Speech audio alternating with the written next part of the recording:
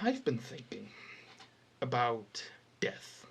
I have crippling death anxiety, thanatophobia, and the feeling of death, the thought of it, sometimes makes me lose my breath, and I just go like, "Oh, what the hell? I'm gonna die one day. How is this even possible? Why? Why can't I live forever?" I watched a video. It's Neil deGrasse Tyson, Death, a Cosmic Perspective. Just punch those words in the search bar on YouTube and you'll get the video.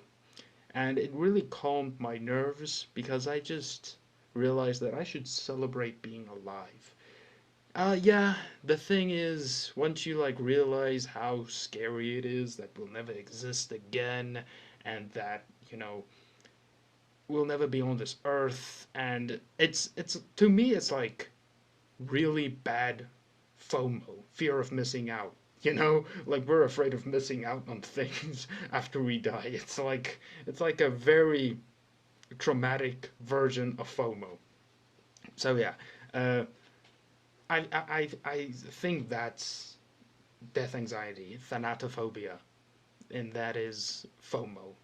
So how I rationalize this, it's like the fear of death is not as bad as dying in itself. And I think you have to think about this from at the grander scheme of things. If we all lived eternally, I mean, things would just go south, and I think somehow, some way, we'd lose the ability to procreate, so then it'll just be the same people over and over again. There won't be any new people, the same athletes will just stay the same. So, essentially, what I'm saying is, would you rather there be change in the world and new things pop up all the time, or let everything be the same people every day? No, you wouldn't want the same thing to happen every day. You'd go crazy, you know. And it's actually interesting. When I was younger, I actually hated the idea of living forever because it felt so weird to me. I felt like there had to be an end. Like eventually all of this has to come to an end.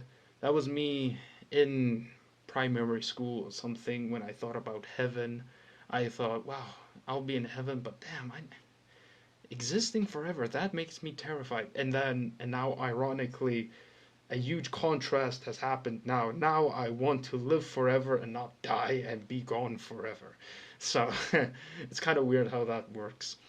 So yeah, I think thanatophobia is really challenging me religiously. I feel that it really makes me question, like, do I really believe in heaven if I'm afraid of dying?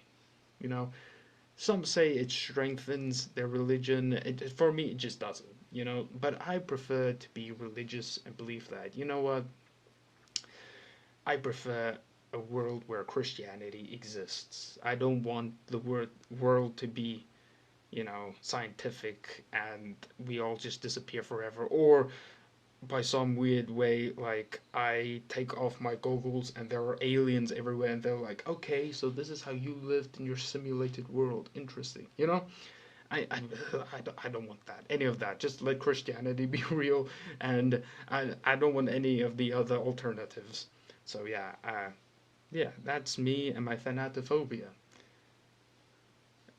I'll share a story of when I realized I had this. I was on my way to removing my wisdom teeth, and they were going to put me on anesthesia or whatever drug they put you on. And I didn't like the idea of me blacking out.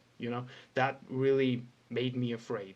So then, fast forward to me laying on the medical bed, medical bed, well, bed, and they inject me with this stuff, put the mask on me, and my heart started pumping and I started sweating because I'm like, I don't want to pass out. I don't like this feeling. But then I passed out and I woke up And I didn't even do the whole oh, hello, like talking like a doofus. I just woke up immediately, looked at my dad, and I was like, did I say anything weird? Did I do anything weird? He said no. And, I just kind of walked off the anesthesia. I went to my grandma like 10 minutes after I finished surgery. And also, I realized that than I'd rather be alive than die, because when I was in pain and I couldn't breathe because it hurt breathing through my nose, it felt very cold and painful. But I was like, nah, I'm breathing. I don't care how much it hurts. I'm breathing. That's how desperate I was. Okay, so now back to visiting my grandma. We talked, and she told my father that she had cancer. And she currently still has cancer. I don't think she's going for the treatment because, hospitals and the inconvenience, wada wada wada. So she has cancer currently. And that really, like, makes me think, will I ever be over this whole thanatophobia when I'm an old guy and I start struggling physically and I'm like, oh, this sucks. That in a way that would be nice, I think, being like, oh, this is too troublesome, let me die. At least I wouldn't be afraid of what happens after.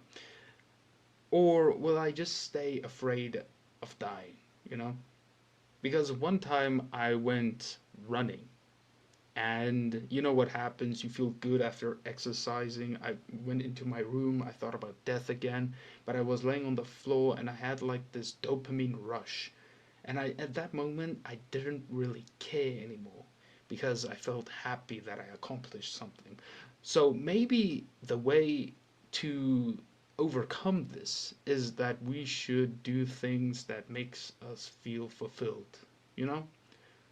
you know, maybe go into this mindset of, who cares what happens now? I've done this and I've achieved this.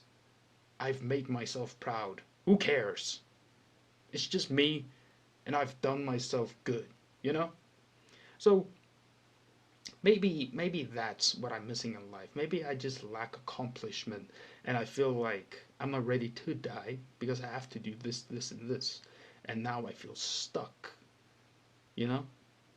I maybe it's like this. I don't want this version of myself to die because this version of myself isn't what I want it to be yet. Maybe that's the case. I'll make an update video then if I achieve something major and see where I am mentally after that.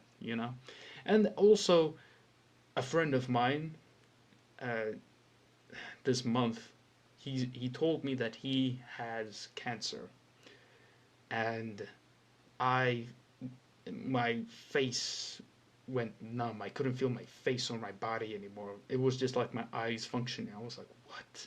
And he told me he wasn't going to treatment because the history of his family is none of them actually make it through chemotherapy. So that just made me think, wow, this guy, you have cancer and you're not going for treatment. That's extreme. And I asked him if he's sure, and he said yes. No, he is not going for it. And the pain he felt, he said he would rather die, and he would never wish that pain he felt upon anyone. And the cancer he has is colon, I think. Yeah. So he couldn't even sit the whole way through, but because we were in the bar and we were catching up over a beer. And yeah, so he told me that he only cared about the people close to him.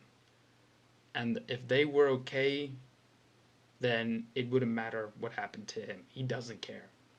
So, what I'm trying to say is, what if the only way for us to get over thanatophobia is having people we care about so much that we wouldn't care what happened to us but to them, you know?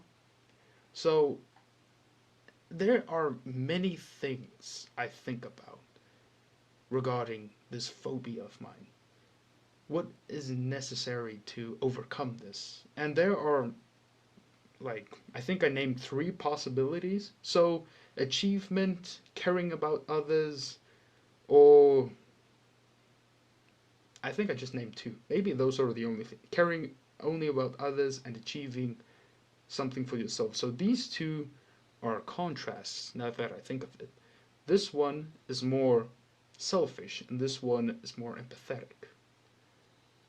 Huh. Choose your road, I guess. If you don't have people that you care about that deeply, focus on making yourself proud, because how I view life is I'm two beings. I'm eyes and I'm a body.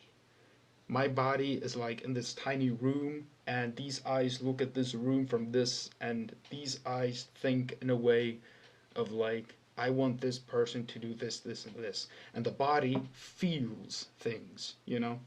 So I can use addiction as an example.